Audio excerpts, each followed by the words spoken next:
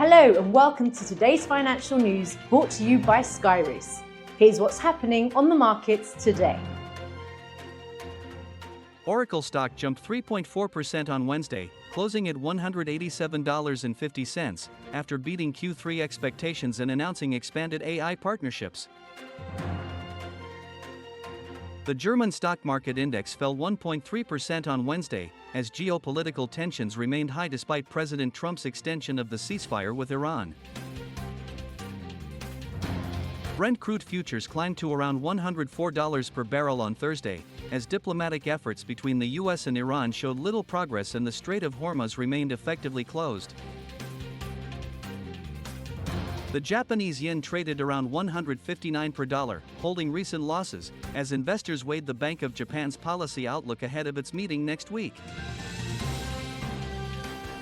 Ether traded at around $2,350 this Thursday, increasing by 2.1% in the last 24 hours. Looking back, over the last 4 weeks, Ether gained 8.4%. Now let's review the major economic events of the day. At 8:30 a.m., the Manufacturing Purchasing Managers' Index in the UK is expected to decrease, after reaching 51 in March. At 11:30 p.m., Japan will release figures for the annual inflation rate of March, following 1.3% in February. Tomorrow's major economic events. At 8 a.m., Germany to release the Business Climate Index for April, following 86.4 in March.